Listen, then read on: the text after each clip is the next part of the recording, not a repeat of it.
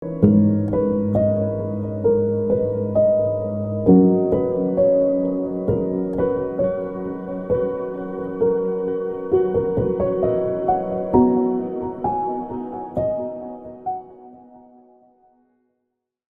கேட்போம் வாருங்கள் என்கிற நிகழ்ச்சிக்கு உங்களை அன்போடு கூட நான் வாழ்த்துகிறேன், வரவேற்கிறேன். அருமையானவர்களே, நம்ம தொடர்ச்சியாக மலை பிரசங்கத்தை குறித்து பார்த்து கொண்டே வருகிறோம். இன்றைக்கு ஒரு முக்கியமான ஒரு காரியம். அருமையானவர்களே, மத்தேயு 6ஆம் அதிகாரத்தில் இயேசுசாமி சீஷர்களுக்கு ஜெபிக்கிற விதத்தை கற்றுக் கொடுக்கிறதை நம்ம பார்க்குறோம். நீங்கள் ஜெபம் பண்ண வேண்டிய விதமாவது அப்படின்னு சொல்லி அதை ஆரம்பிக்கிறார். ஸோ அந்த பேட்டர்ன் ஆஃப் ப்ரேயர், ஒரு ஜெபம் செய்யக்கூடிய ஒரு நல்ல வழிமுறை, ஒரு பேட்டர்ன் அவர் கற்றுக் கொடுக்கிறதை நம்ம பார்க்கிறோம். அதனுடைய ஆரம்பம் எப்படி இருக்க வேண்டும், முடிவு எப்படி இருக்க வேண்டும். இன்றைக்கு பாருங்க, பரம்பரை கிறிஸ்தவர்களாக இருக்கிறவர்களுக்கு நிறைய பேருக்கு ஜெபிக்க தெரியாது, ஜெபம் பண்ண தெரியாது. பப்ளிக்கில் ஜெபம் பண்ண மாட்டாங்க. வீட்டில் ஜெபம் பண்ணுவாங்களோ அது ஆண்டவருக்கு தெரியும். ஆனால் பாருங்கள், எத்தனை ஆண்டுகள் கிறிஸ்தவர்களாக இருந்தாலும் ஜெபிக்கிறது கூட தெரியாத கிறிஸ்தவர்கள் இருக்கிறார்கள். ஜெபம் கிறிஸ்தவ வாழ்க்கையின் உயிரோட்டம். அந்த உயிரோட்டமே இன்றைக்கு தெரியாத கிறிஸ்தவர்களை நம்ம என்ன சொல்லுவது? இந்த சீஷர்களுக்கு ஜெபிக்க வேண்டிய விதத்தை ஆண்டவர் சொல்லிக் கொடுக்கிறார். அதில் ஆரம்பம் எப்படி இருக்க வேண்டும், முடிவு எப்படி இருக்க வேண்டும், இடையில ஒரு 7 காரியங்களை அவர் சொல்லுகிறார். அந்த 7 காரியங்களும் நம்முடைய ஜெபத்தில் நம்ம சேர்த்து கொள்வது நல்லது. பாருங்க, எப்படி ஆரம்பிக்கணும்? பரமண்டலங்களில் இருக்கிற எங்கள் பிதாவே. ஸோ நம்முடைய ஜெபங்கள் எல்லாவற்றையும் நம்ம பிதாவாகிய தேவனிடம் ஏறெடுக்கிறோம். இயேசு கிறிஸ்துவின் நாமத்தில் அல்லது இயேசு கிறிஸ்துவின் மூலமாக நம்ம ஏறெடுக்கிறதை நம்ம ஜெபங்கள் எல்லாம் நீங்கள் கவனித்து பார்த்தீங்கள் என்றால் அது உங்களுக்கு புரியும். ஆனால் முக்கியமான இன்றைக்கு நம்ம கற்றுக்கொள்ளுகிற காரியம் என்னென்னா, இந்த ஜெபத்தில் இருக்க வேண்டிய ஒரு 7 காரியங்கள். அதுதான் அந்த ஆரம்ப ஜெபத்திற்கு பின்பதாக மத்தேயு சுவிசேஷம் 6ஆம் அதிகாரம் 9ஆம் வசனத்தில் இருந்து 13ஆம் வசனம் வரைக்கும் அந்த சம்பவம் சொல்லப்பட்டிருக்கிறது. உம்முடைய நாமம் பரிசுத்தப்படுவதாக. நம்ம ஜெபிக்கும் பொழுதெல்லாம், ஆண்டவரே உம்முடைய நாமம் பரிசுத்தப்பட வேண்டும் அப்படின்னு ஜெபிக்க வேண்டுமா? ஏன் ஜெபிக்கணும்? அவர் பரிசுத்தமுள்ள தேவன் தானே, அவருடைய நாமம் பரிசுத்தமுள்ள நாமம் தானே, ஏன் அதுக்காக நம்ம ஜெபிக்க வேண்டும் அப்படி என்றால், அருமையானவர்களே, இந்த முழு உலகத்தினுடைய அந்த பாவங்கள் அந்த நாமத்தின் நிமித்தம் மன்னிக்கப்படுகிறது.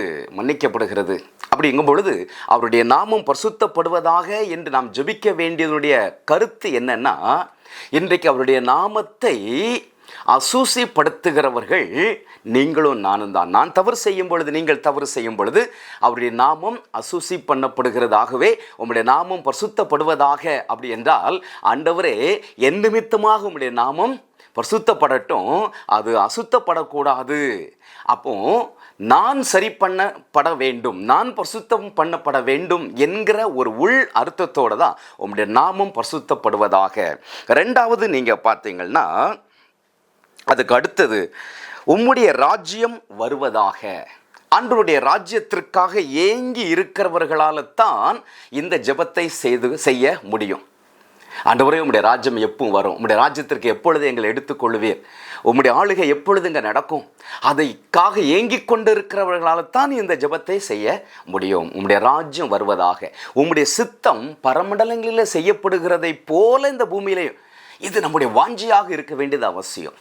நம்முடைய ஒவ்வொரு ஜெபத்திலையும் இந்த வாஞ்சியை வெளிப்படுத்துவேன். ஆண்டவரே உம்முடைய சித்தம் பரலோகத்தில் கொஞ்சம் கூட பிசகாமல் நடைபெற்று கொண்டே இருக்கிறது. ஆண்டவரே நீர் எதை சொல்லுகிறீரோ அதை அப்படியே எல்லாம் செய்கிறது.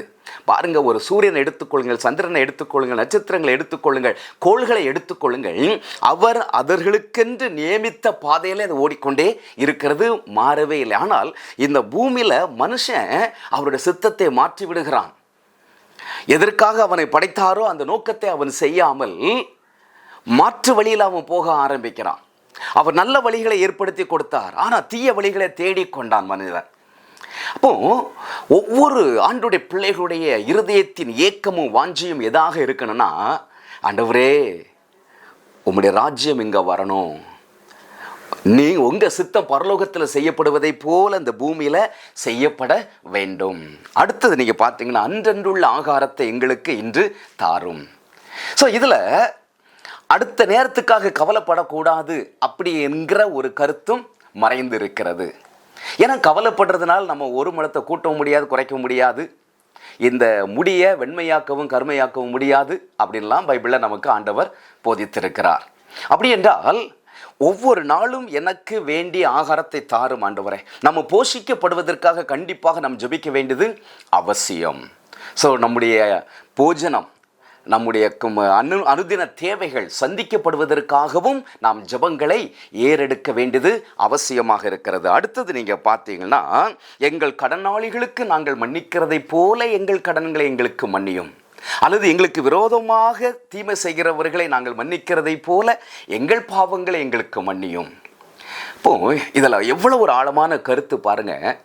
மற்றவர்களுக்கு நாம் மன்னித்தால்தான் நமக்கு மன்னிக்கப்படும் என்பது வேத சத்தியம். அப்போ நம்ம மன்னிக்கலைன்னா ஆண்டவர் நம்மை மன்னிக்க மாட்டார். எங்கள் கடனாளிகளுக்கு நாங்கள் மன்னிக்கிறதை போல, அப்போ நம்ம மன்னிக்கிறோமா? யோசித்து பாருங்க.